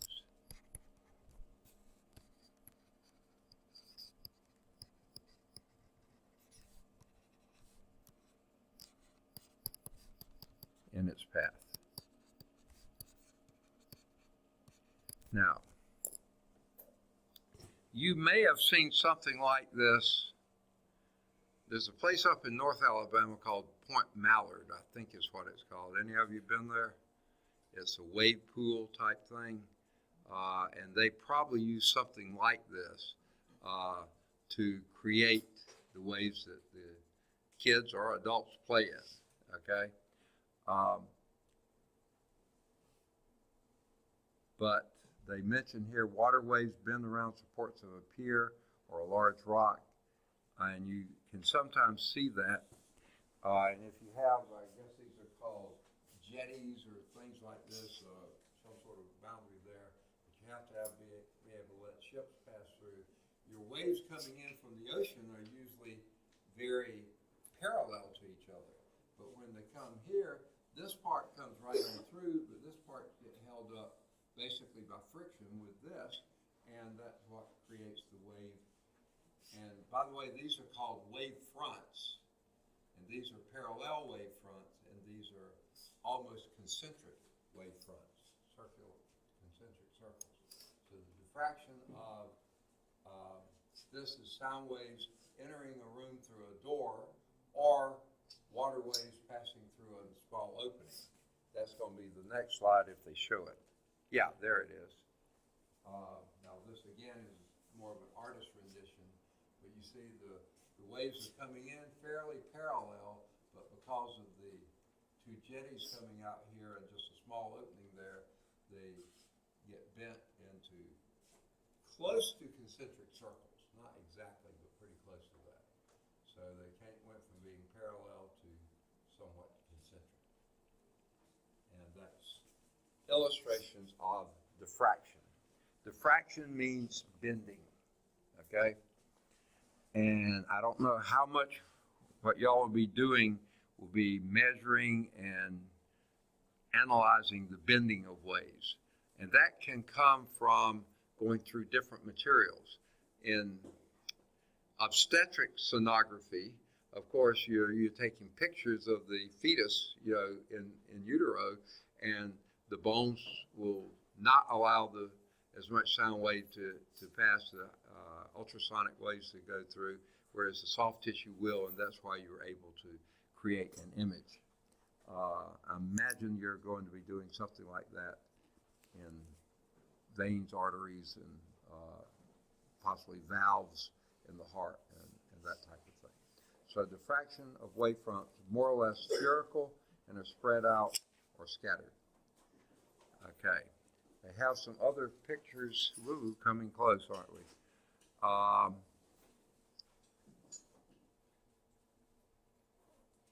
This would be something more like Point Mallard. And I guess, have any of you been to Alabama Adventure or Splash Adventure? I imagine it's the same type setup. I've never been to either one of them, but my wife's mother used to take the grandkids there to Point Mallard because she lived up in Huntsville. So that's why I've heard that one more than Splash Adventure. But this is basically how they work. Okay. Now. Oh, and there they are. Body surfing. Now, we mentioned this earlier, and let me get away from this slide. and get to back to our white page and get my pen back. Okay. An electromagnetic wave, and guess what? Whether you ever realize it or not, you're going to be working with them too. Okay, you're going to be doing mostly sound waves, but guess what? Your equipment basically is translating that to electromagnetic waves. You know, that's what your instrumentation, this in a rough sense, is doing. Okay, so electromagnetic waves.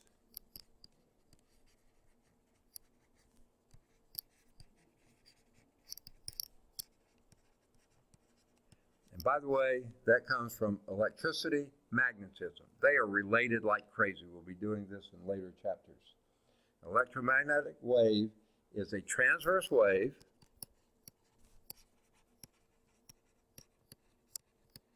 It's a very transverse wave, okay? And you probably don't need this much detail, but I'll give you a little bit of it. The electric field wave is basically going to go like this. Your magnetic field wave is going to go like this simultaneously. You know, I can't do my hands that way. But the wave transmission is in that direction, perpendicular to both of them. That's what electromagnetic waves are, okay? Electric waves this way, magnetic waves this way, the wave front goes that way. Result from the periodic disturbance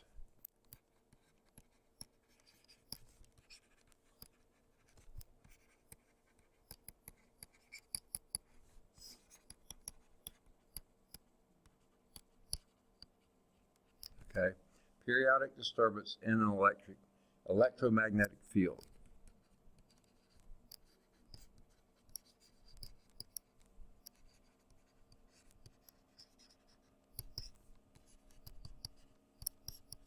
Now, I said it as if they're two different things, and they really are in a sense. Electric field like this, the magnetic field like this, but they are intricately related. When this one's doing this, that has to be doing this, and this doing this. So they aren't completely independent. They're totally dependent on each other, okay? From the periodic disturbance in electromagnetic field, which has both the electric component and the magnetic component, each being perpendicular to the other, and both are perpendicular to the direction of travel. Now here's a key, a really big key with electromagnetic waves. The velocity of an electromagnetic wave is always c. What in the world is c? Anyone know? The speed of light. Electromagnetic waves travel at the speed of light, which is, in three digits, 3.00 times 10 to the 8th meters per second. Okay? Just to get an idea of what you're talking about there. 3 times 10 to the 3rd would be 3,000 meters per second. Okay? Times 10 to the 6th would be 3 million meters per second. This is 300 million meters per second. That means if you were to have a light wave at the equator of the Earth, and it could bend around the Earth's equator, they usually don't, but if you could, it would go around like 4.5 times in a single second. That's how fast the speed of light is. It's not instantaneous, but it's awfully close, okay? About 4.5 times around the Earth in a single second, okay? Amazingly fast. So all the formulas you used before that use V, now you can use C. C is equal to lambda F, where lambda is a wavelength of an electromagnetic wave. F is the frequency of electromagnetic wave. They've got to multiply to be this enormously large number every time. So your wavelength and frequency are inversely proportional to one another, okay? And I take that to mean we must be running out of time. We will start next time with example 1. Almost got enough to do with example. Say again. Why is it like you can use it for C? Why is what? Why is it you can use C instead of what did you use before? V. Yeah. Yeah. See, V V is, is equal to C, so you can okay. yeah. Got C it. is the velocity of light. It didn't click Yeah. at first. I was like, well, what though? And now I see. Yeah. Okay. Yeah. V would be the velocity of sound, the velocity of a water wave, the velocity of anything. C is the velocity of light, and any electromagnetic wave travels that fast. Okay. I will be able to come next Wednesday. My grandmother's having surgery. Oh yeah, sorry. Hope she does well. Me too. She has really bad, like, her body just is breaking down slowly, you know, Yeah. so I want to be there for her. Do you think you'll pass out test 4 next week? The what? Do you think you'll pass Oh, out? I don't think so. But if people, is next week the one before spring break? I guess it is, isn't it? We've got a fair amount to cover before the end, but I'll have it. And do you want me to go and make you a copy now? Yeah, you can go ahead and have it. Okay. I'm pretty sure I brought it with me. I usually carry them all. If I leave them anywhere, I'm afraid I will lose them wherever they are. And I Okay. can try and do what I can, maybe. Yeah, but there's absolutely no, well, I don't have a spare copy. Let me see if the office is still open. Okay. If it is, I'll make you a copy. I was work on it these Yeah. next couple weeks, and so it's okay if I turn in test 3 the week after spring break? Yeah. Okay.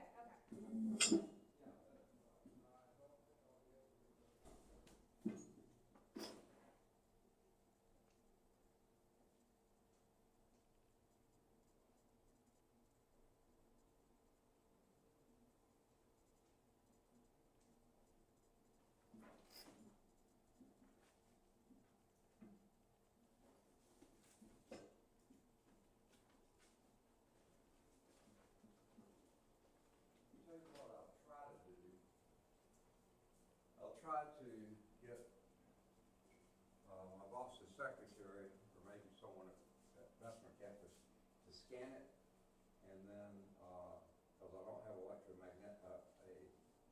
electronic copy of this, I just have the physical copy.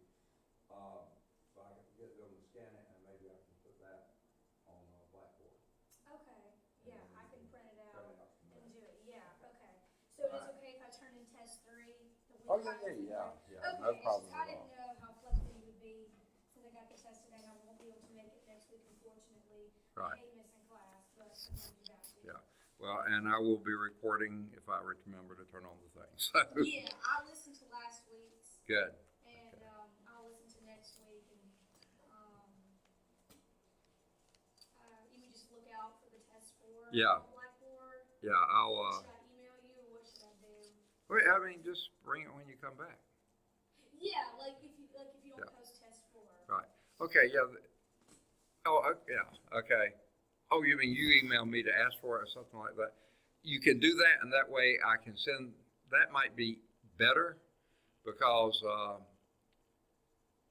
that way I can have them just send you the thing in an email. So why don't you do that? Yeah, when do you email you? When's the best day? Okay. Okay. Say again. When is the best time for me to email you?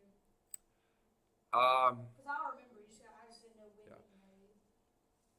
I would say Friday morning will probably be a good Friday time. morning? Yeah. Okay, that's I'll try to be checking it Friday morning. okay. Because I've got to work on the schedule tonight, and then I've got to do.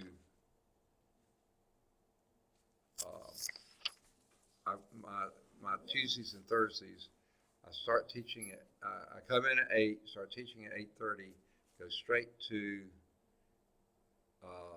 12:45. I have half an hour for lunch, and then at 1:15 I teach the rest of the afternoon until 5:45. I mean, You're just busy. just booked. Yeah, you're Yeah. busy. So it won't do any good to send it tomorrow, but Friday morning I'll be over there in my office. Okay, I'll email you Friday morning then. Yeah. Okay, And then then the secretary there has a scanner. I mean, she can do that, and we'll get it to you that way. Do you have my test tube ready? Oh, okay. Let me look and see. If not, it's all good. All right, let me see. I don't remember when you turned it in. Do you? Sir? When did you turn it in? Was Lydia? After the 2-week mark, the week before last. Okay, Tamika, Summer. There we go, yeah, summer. Huh? Summer. Oh, yeah, yeah. Yours is graded. Yeah. Okay, yeah. Good score. 96. 96? Yeah, excellent. Okay. I just get worried. You know I know how to do it. I'm like, I so worried about it. Yeah, okay. You know. Good score. Okay, thank you so much. All right, glad to. I hope things go well with your grandmother. Thank you. See you after spring break. Okay.